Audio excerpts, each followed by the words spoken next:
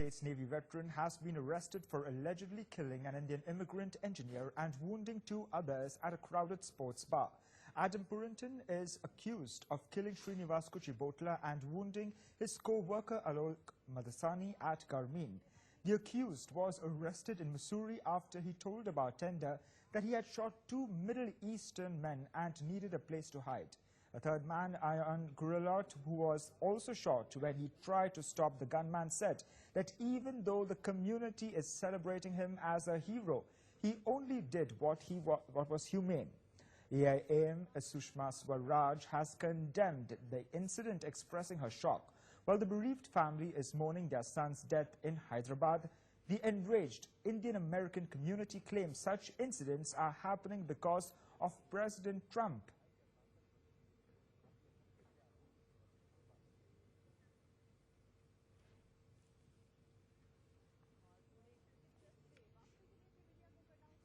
Well, joining us on this broadcast, a senior journalist from Kansas, Rita Badra Das Gupta. Thank you for joining us, Ms. Das Gupta. Can you hear me? Yeah, I can hear you. Yes, thank you. What's the latest in the shootout case and the condition of those injured? Could you tell us, please? Yeah, I stay in Olathe itself, where the shootout happened. In fact, we were out picking up our daughter when the incident happened, and I can tell you that we are beyond shocked at what just happened. I mean, it was a weeknight. I mean, something like this happening, then you suddenly feel scared. And I've been someone who's reported from the front lines, you know, in terrorist activities in India. But I never felt scared. But now maybe because I'm a mom and, you know, I have more responsibilities, I think for the first time, I think I'm feeling scared because you don't know what tomorrow holds for any of us. I mean, something like this, which is unprovoked, if it can happen on a weeknight, then, I mean, I don't know what can happen in a pub brawl. Indeed. What was the reason behind it? Well, you know, we have gathered, it's like the man who opened fire was in a intoxicated state, and he first started hurling racial slurs, and then he was asked to leave the establishment, and then he kind of left and then came back, and then that's when he started opening fire. And I was listening to Ian's interview which he gave, and he said that Ian heard that 8 bullets being fired, but he had miscalculated because when Ian, who was just a bystander who was there watching a basketball game with his friends, I mean, he just stepped in, and he's obviously a hero. I mean, what he did is, I mean, what, you know, makes us keep our faith in humanity again. Absolutely, because he kind of selfless stepped in, and maybe, yes, that's a selfless act, and maybe that is the reason why the other gentleman who survived is, you know, is with us today, because of the fact that Ian stepped in.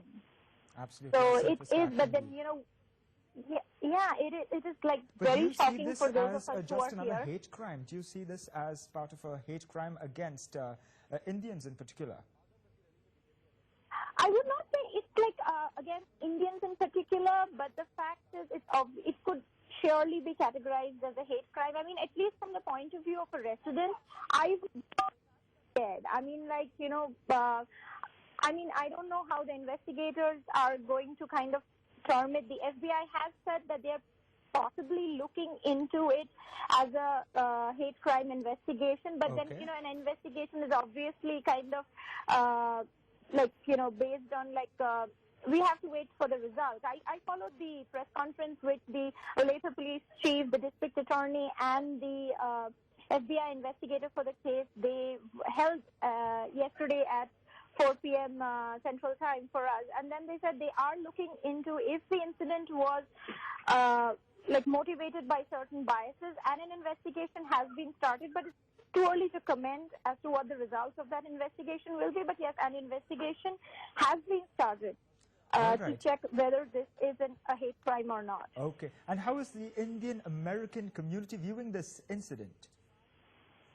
Oh, I think we've come together, and right now, as we talk, there's a candlelight vigil which is being held at a church closer to the Austin's Pub and Bar, and there have been not only the Indian American community. I would say this has brought everyone together as a whole, because our phones have been flying off the hook.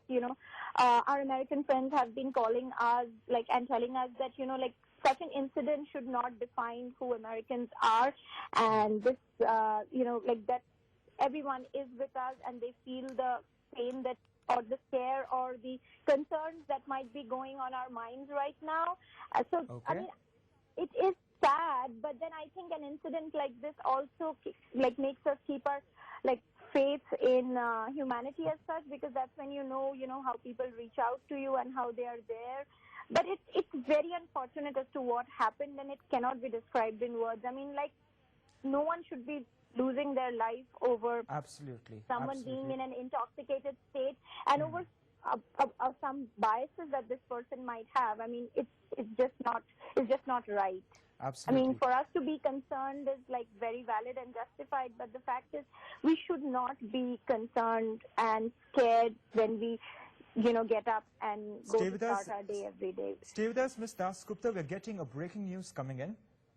The Indian government has taken up the matter with the United States authorities. The Indian Embassy in the United States says that they have been closely monitoring the incident and that the United States government, while condemning the attack, have assured that a thorough investigation is conducted into the matter.